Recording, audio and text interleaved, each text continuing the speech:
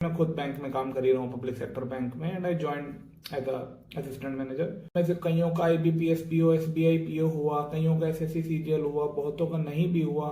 SDM और DSP की post छोड़ के उन्होंने नेट से प्रोफेसर की जॉब ज्वाइन करी। वो सचिव जी फुलेरा गांव में जैसे थे उस टाइप से हो सकता है सिनेरियो। तो मेरा दोस्त है एक्साइज इंस्पेक्टर, तो उससे ही बात हो रही थी कुछ दिन पहले। यूपी पीसीएस से एसडीएम, यूपी पीसीएस से डीएसपी की females many times prefer the job of bank PO more than SSC CGL.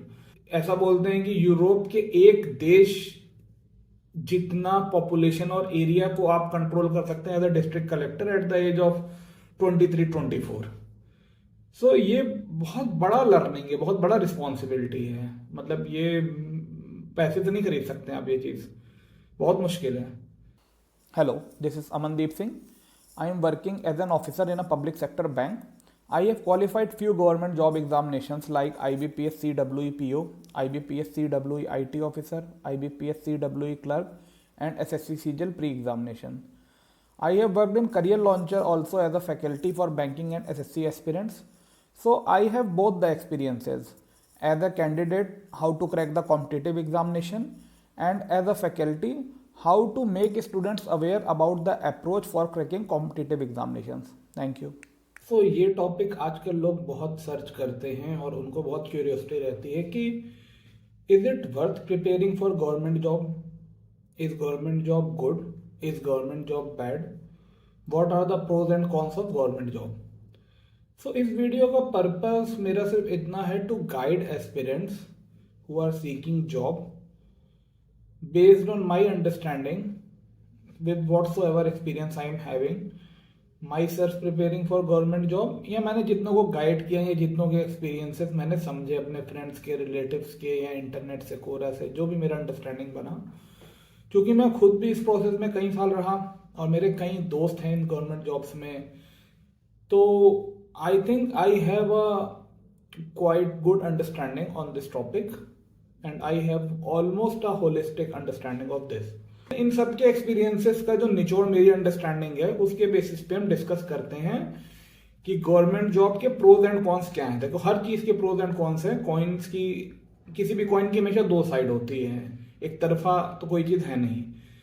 सो कुछ पैरामीटर हम समझते हैं, इन पैरामीटर्स को आप समझिए, फिर आप इन पैरामीटर्स के बेसिस पे समझिए कि आपको क्या बेटर सूट कर रहा है आपकी पर्सनैलिटी पे, आपकी कैपेबिलिटी के अकॉर्डिंग। सो आप डिसाइड करिए कि क्या बेटर है। तो सबसे पहले आता है सैलरी पे। देखिए, सैलरी मेरे अंडरस्टैंडिंग से unless and until you are from IIT और आईएम, सैलरी स्टार्टिंग डिसेंट है गवर्नमेंट जॉब में। एटलीस्ट ग्रुप बी जॉब में तो डिसेंट है, ए में और थोड़ी ज्यादा है, और ग्रोथ कम है। अब ये मेरा पर्सनल ओपिनियन भी है और ये भाई रघुराम राजन सर भी बोल गए हैं और भी कई लोगों ने ऐसा माना है कि हाँ, मतलब रघुराम राजन सर ने तो मुझे याद है बैंक के लिए बोला था when he was governor of RBI कि बैंक्स में एंट्री लेवल पे सैलरी अच्छी है बट उसके बाद ग्रोथ उतनी नहीं है, इसलिए एम्प्लॉयज का मोरल उतना बूस्ट नहीं रहता है, ऐसा उनका मानना था। और मुझे भी पर्सनली ऐसा लगता है क्योंकि मैं खुद बैंक में काम कर ही रहा हूँ, पब्लिक सेक्टर बैंक में, and I join as a assistant manager. अब सैलरी के अमाउंट की बात करें तो कई बार ये कम भी लगती है। अब बैंक पीओ के लिए स्टार्टिंग 10-15 लाख का CTC okay I guess, considering all the perks allowances in the salary. लेकिन अब मुझे इतना याद है जब रघुराम राजन जी ही गवर्नर थे इंडिया के, तो उनकी सैलरी मतलब 1.5 से 2 लाख के अराउंड थी। अब हालांकि उनको पर्क्स भी मिलते हैं कई सारे, बड़ा घर बंगला मिल जाएगा, गाड़ी मिल जाएगी, ड्राइवर मिल जाएगा, 1-2 नौकर मिल जाएंगे, आना जाना फ्री होगा प्रोबेबली, लेकिन salary is still considering the influential position the person is having, 1.5-2 lakh salary is quite less as per my understanding. और मुझे याद है उसके बाद जब डॉक्टर उर्जित पटेल बने थे गवर्नर ऑफ आरबीआई तो डबल ट्रिपल हो गई थी salary compare to Raghuram Rajan के टेन्योर से। लेकिन स्टिल आई फील कि वो डबल ट्रिपल भी कम है। लेकिन हाँ, गवर्नमेंट में सैलरी ऐसे ही है भाई। एक आईएएस की भी सैलरी स्टार्टिंग मेरे समझ से 80-90 हजार ग्रॉस होती होगी, 70,000-80 हजार नेट आती होगी स्टार्टिंग सैलरी।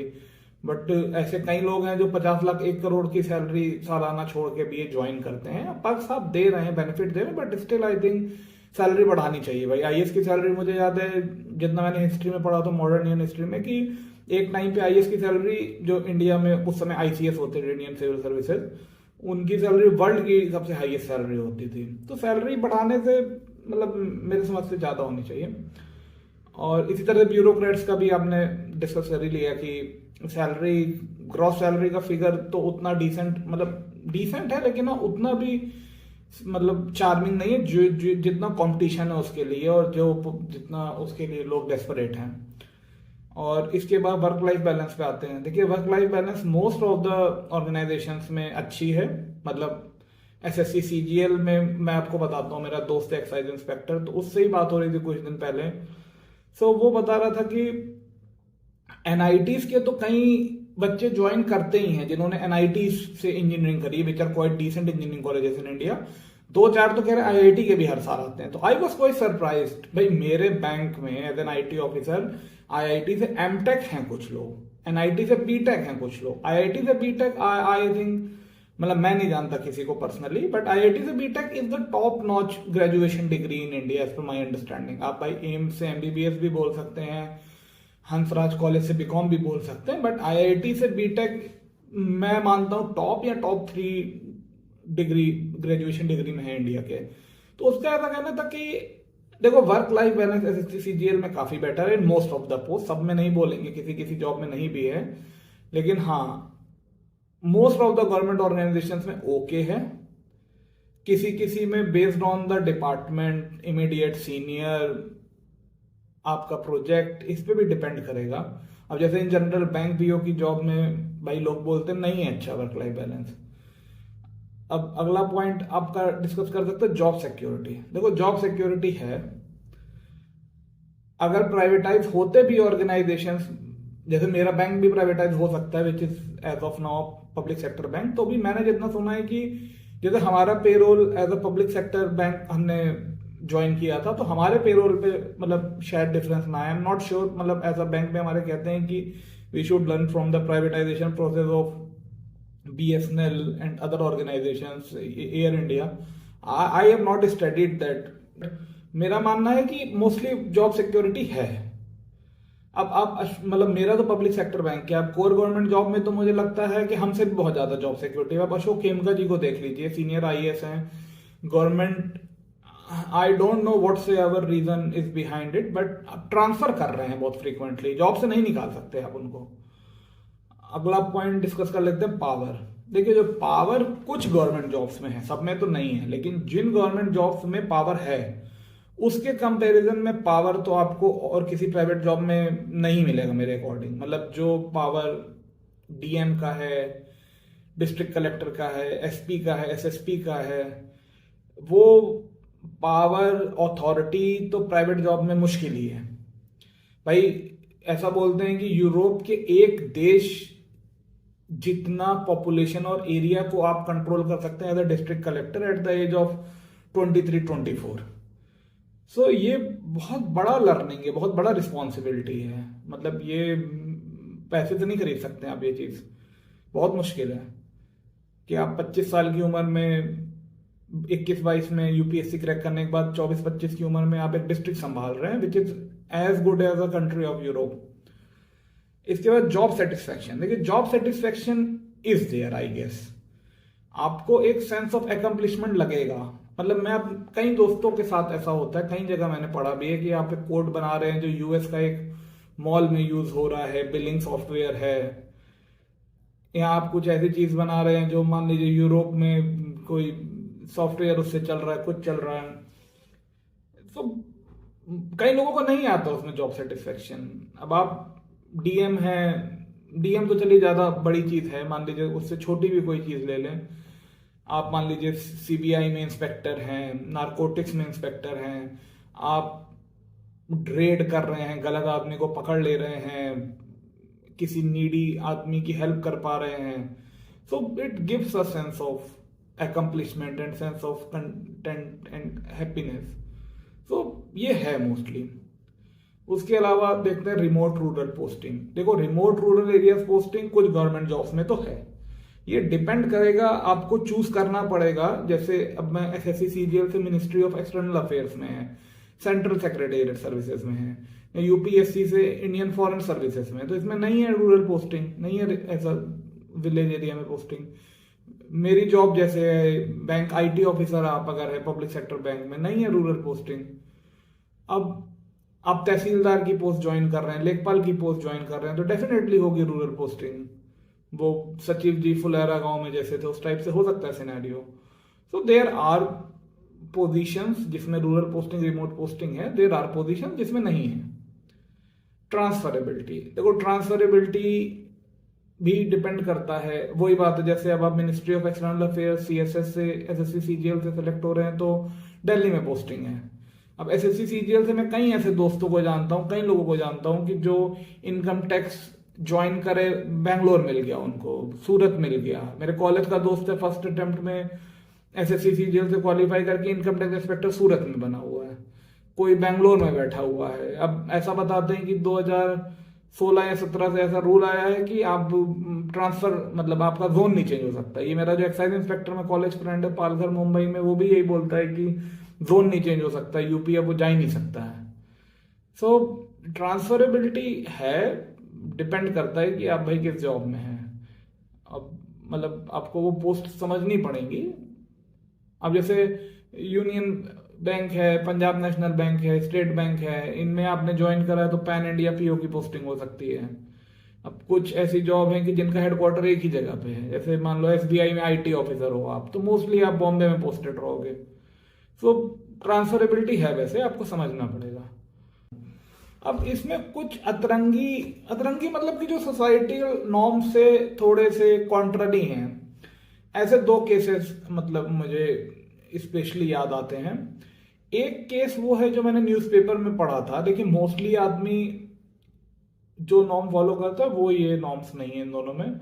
एक केस ऐसा था कि जिसमें 5-6 केसेस निकले थे, वो यूपी पीएससी पीसीएस से और बिहार पीसीएस से एसडीएम और डीएसपी की पोस्ट छोड़ के उन्होंने नेट से प्रोफेसर की जॉब ज्वाइन करी थी। मोस्ट ऑफ द केसेस में इसका रिवर्स होता है। लोग भाई सैलरी का फर्क नहीं होगा, सैलरी तो मैंने जितना दृष्टि के इंटरव्यूज में भी 2-3 केसेस में सुना था कि प्रोफेसर की सैलरी ज्यादा होती है शायद, मतलब जो 5400 बेसिक पे होती है उसमें 1-2 इंक्रीमेंट ज्यादा मिलते हैं प्रोफेसर की जॉब में, लेकिन वो पर्क्स वो पावर नहीं है प्रोफेसर की जॉब में compare to a bureaucracy job of SDM या डीएसपी। लेकिन ये केस थे कुछ।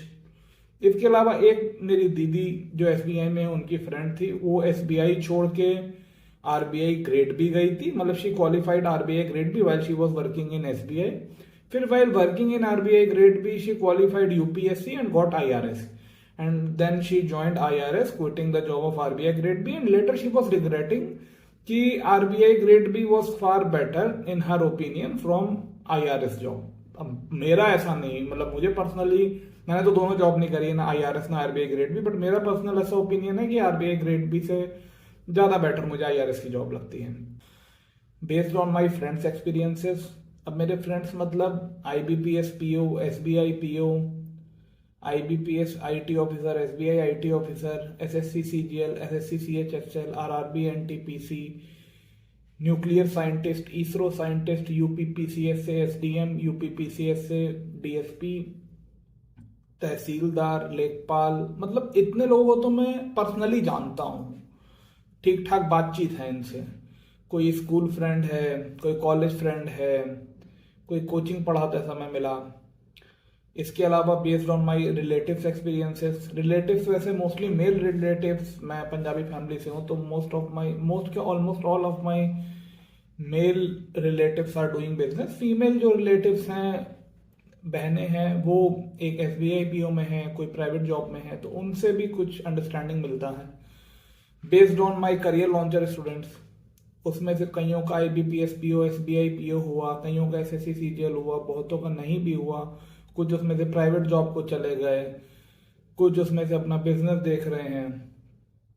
And also based on the experiences of the people I know, जिनको फ्रेंड्स और रिलेटिव्स की कैटेगरी में तो नहीं रखा जा सकता, इसमें मोस्टली वो लोग हैं जिनको मैं SSC CGL मेंस की महिंद्रा ने जो वर्कशॉप कराई थी after for the people who qualified SSC CGL pre examination, ये 2013 या 14 की बात है। तो महिंद्रा का जो फ्री कोचिंग था 3 वीक प्रोग्राम, देखो इसके अलावा मैंने कोचिंग करी नहीं कहीं भी, मतलब ग्रुप बी जॉब के लिए तो नहीं करी, टेस्ट सीरीज खरीदी थी। और तो ये 3 वीक का मेरा अब तक का सबसे बड़ा प्रोग्राम था, जहां मैं क्लासरूम में बैठ के किसी एग्जाम की तैयारी करा था। 2013 या 14 की है बात। तो उसमें कई लोग ऐसे थे जो IBPS PO की जॉब कर रहे थे, कई लोग ऐसे थे जिनकी ये SSC CGL सेकेंड प्रायोरिटी थी IBPS PO के कंपेरिजन में। मोस्टली इसमें फीमेल्स थी। मतलब ये हमारा टीचर भी वहां, ये मेरे लिए थोड़ा सरप्राइजिंग था कि for most of the people SSC CGL jobs are better than IBPS PO या बैंक PO जॉब। बट वहां पे उस टीचर ने ये बोला था कि फीमेल्स, मतलब टीचर को मेरे से बहुत ज्यादा एक्सपीरियंस था, तो उसने ये देखा था अपने कोचिंग में महिंद्रा में ही, महिंद्रा गाजियाबाद में, कि females many times prefer the job of bank PO more than SSC CGL। हालांकि इसका रिवर्स भी है। मेरे बैंक की ही एक लड़की है, वो अभी IT ऑफिसर की जॉब छोड़ के SSC CGL से एक्साइज इंस्पेक्टर ज्वाइन करी है। तो मतलब इट डिपेंड्स कि बंदे की क्या प्रायोरिटी है, क्या चॉइस है। बट हाँ, मतलब वहां पे मुझे महिंद्रा में SSC मेंस में बहुत वैरिड और ब्रॉड पर्सपेक्टिव मिला था। कुछ बंदे ऐसे थे जो वहां पे MNC में जॉब कर रहे थे, प्री निकल गया था, मेंस के लिए 3 वीक की छुट्टी लेके आए थे। कुछ MNC की जॉब के साथ तैयारी कर रहे थे, दे वर समहाउ मैनेजिंग देयर टाइम।